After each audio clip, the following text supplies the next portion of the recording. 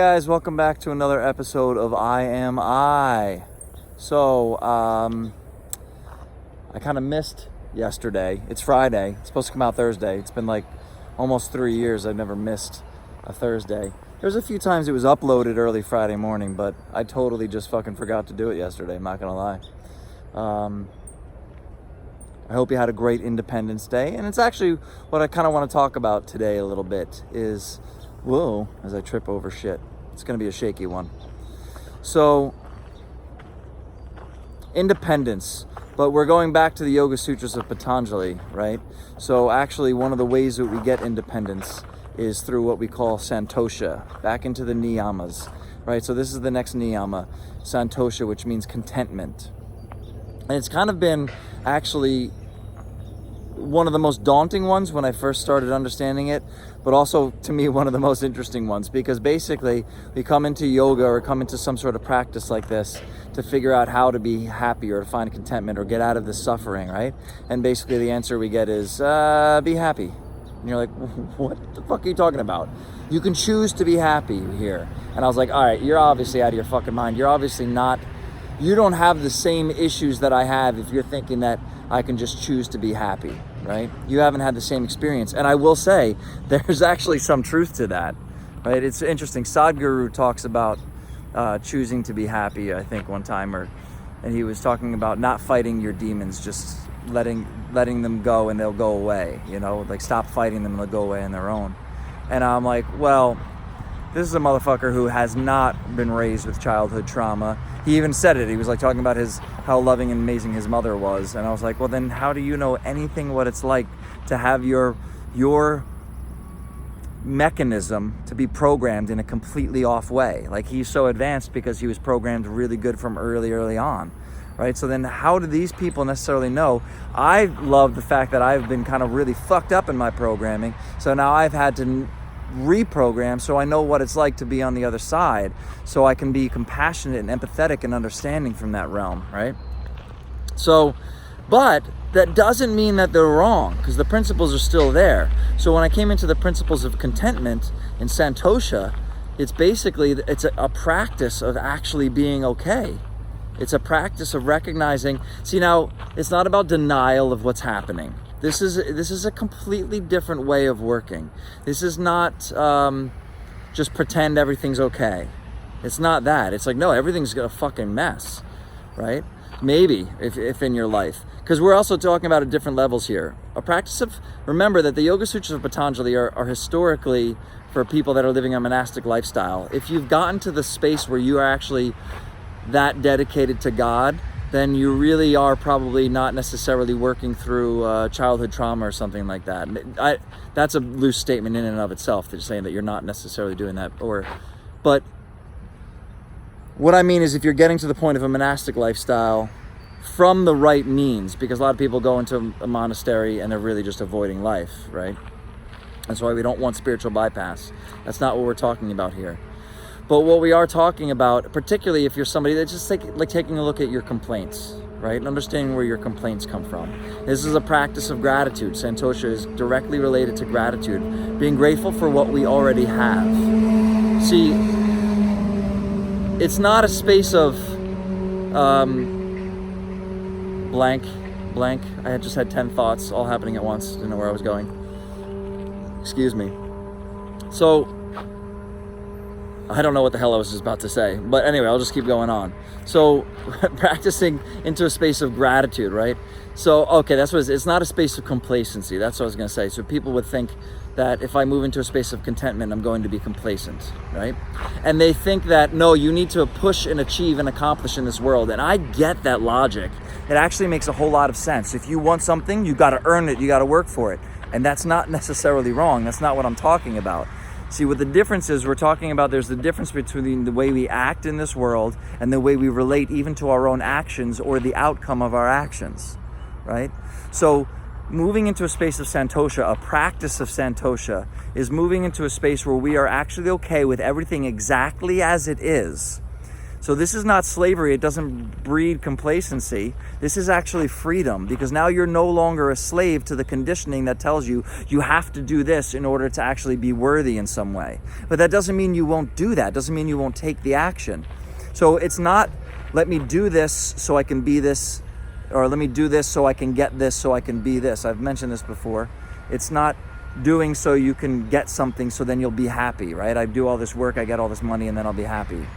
It's the other way around. It's move into a state of being first. So understanding how to be happy, right? And that's, now when you sit there and the rishis figured out, okay, in order to move into my own space of happiness and joy and bliss and spirituality, what stands in my way? When I sit there and try to figure out how to be happy, what stands in my way is the thoughts that my mind has that I need something else in order to be happy. The distractions that my mind says, no, we got to go over here.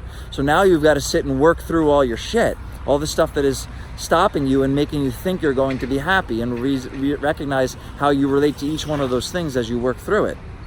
That's a really powerful practice. That's why it's a practice of contentment. You don't just sit there and be like, and be happy. But in you're actually working to be happy instead of just being swept away by the emotions.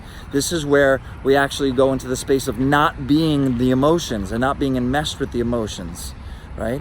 So as you practice contentment, see, I think it's really interesting as I get into places of entrepreneurship, or people like motivating, pushing, fight, you got to get this to get this, or even in health arena, you know, of like high intensity interval training, right? If you want this body, you've got to work for it. And this is not wrong. Again, it's not the action. And this is one way of getting that action done, is to motivate you. And I find it's great, right? It's a very logical thing. Being like, all right, if you want this, you're going to have to work for it, and accountability and all this stuff. And that's all part of it. But a lot of that stuff, even if you go to a yoga class, is going to be based on, if you define yourself based upon your ability to accomplish a goal, right? Then you can be very easily manipulated, because if you are just addicted to your challenge, like I love a good challenge, then I can easily manipulate you by giving a challenge that you can't do. And I'll make it so difficult, and I'll really be able to hook those people in that can't do it, and they need to do it, so they'll keep coming back, and they'll keep paying me because I just gave them a challenge, because I know how to manipulate because of your need and what you want in order to be happy, because you won't be happy unless you finish this challenge. So now that challenge has that weight over you. It has that self-worth for you. Now, a lot of people would say that's a really great thing, because then you work hard and you get that and you overcome the challenge, and that's beautiful. But if you can work into a space of contentment within you, you might not even want to do that challenge. That doesn't mean you don't step into bigger and better places. That actually means that once you start to move into a space of contentment, your desires will change, because you'll actually start to recognize why it is you're being propelled into action in the first place with these different desires, right? And then those desires will start to wane as you move into contentment. It sounds really ridiculous at times when I've thought about it. It's like, because again, it is moving into that space of just be happy. So I'm just supposed to be happy, right? But if you are, let's say you're working through trauma and you're not focusing on contentment whatsoever. Now you're just enmeshed in all the trauma, right? And that's a whole nother thing too. That's why I said most people that are doing this monastic sort of lifestyle don't necessarily, to be able to move into a space of contentment, they have to work through a whole bunch of shit in the first place, which I had to do and still have to do. But moving into the space of contentment is going to help bring all that stuff up that needs to be worked through as well.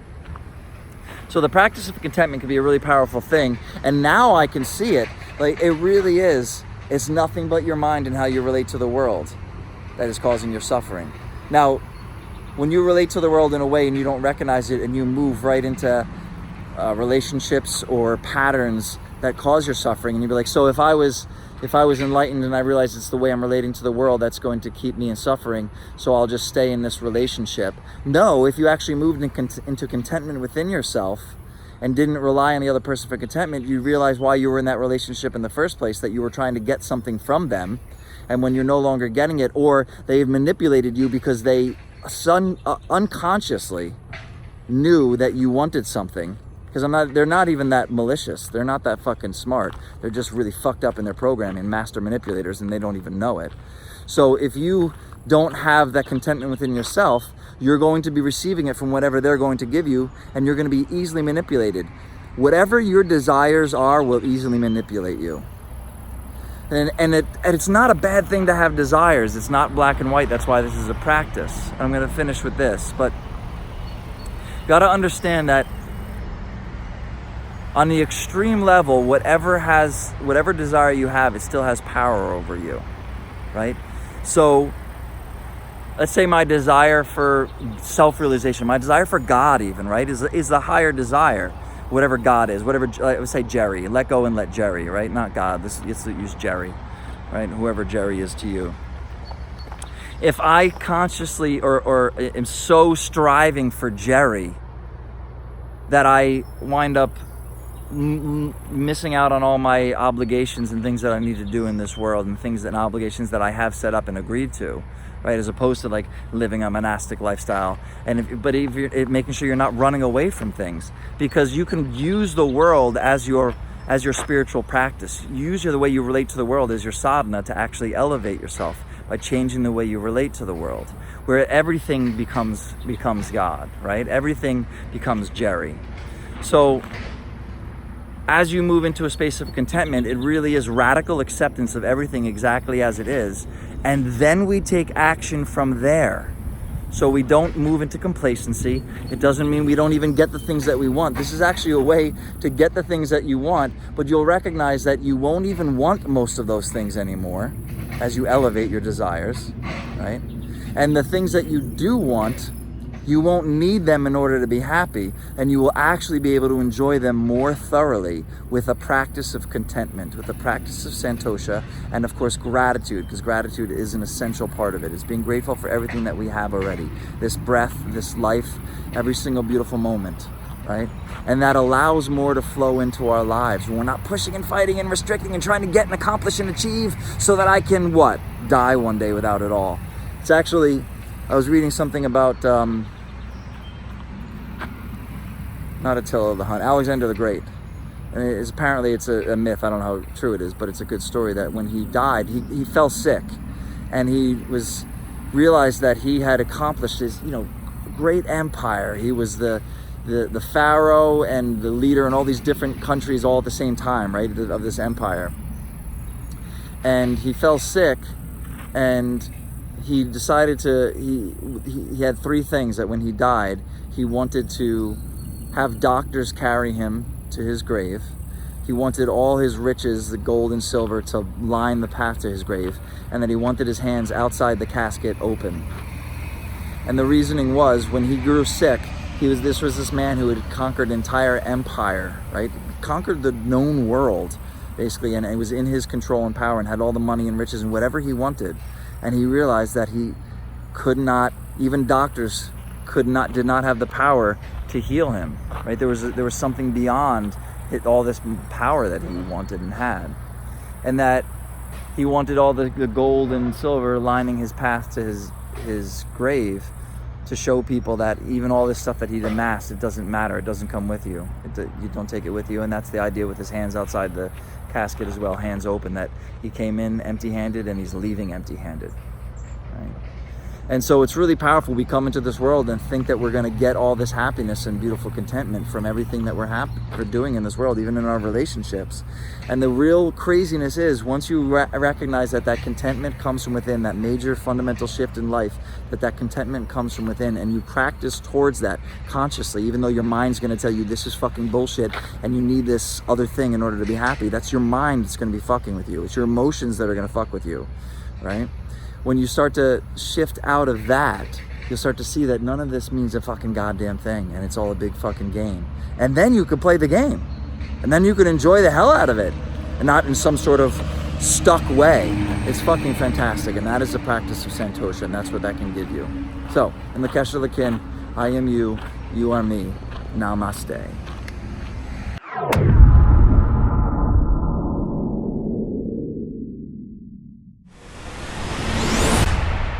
What? Too much?